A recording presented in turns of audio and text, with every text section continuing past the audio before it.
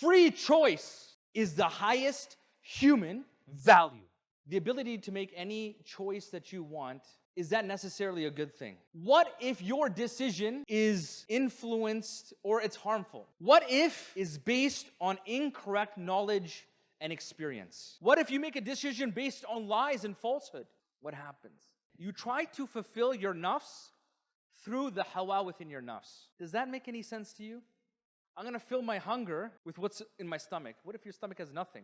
You need something from outside to fulfill your stomach if you're hungry. You want to fulfill your nafs, you have to go outside your nafs. You have to go to the creator of your nafs. You want to fulfill your soul, your inner self, your heart. You have to go outside of that.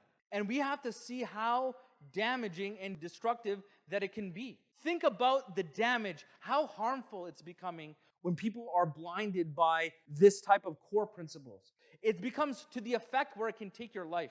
You know, there are Muslims in our community that say they don't want to have children. Why? It's going to harm my career. And then they become older and they become depressed and unfulfilled.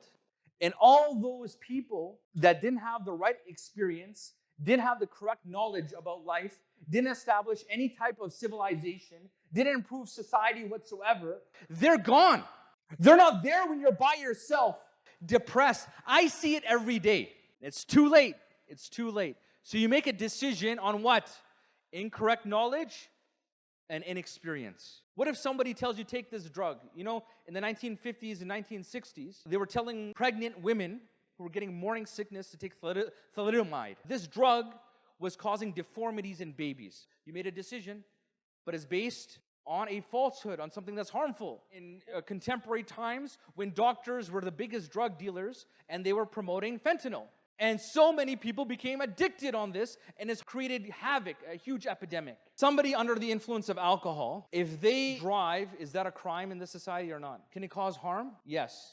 If you're under the influence and you go to a party and you do zina-related activities, is that harmful or not? Yes. Under the influence, if you're a medical doctor or a professional or a pilot, would you be allowed to carry out any of your duties? What if you didn't harm anyone?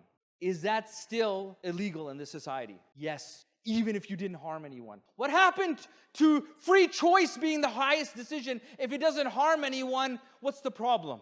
What happened to those principles? You know why? Because it's based on dhan. It's based on conjecture.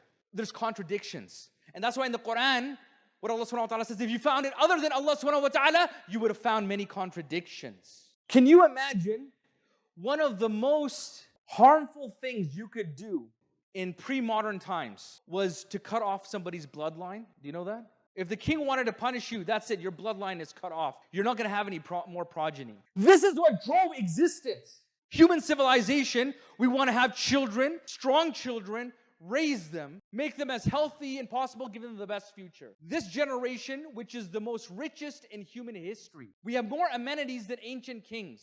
And today, we say we're not going to have children. You make a decision which will have lasting effect on your bloodline, on your progeny, on your future. You'll have no one to make dua for you when you die.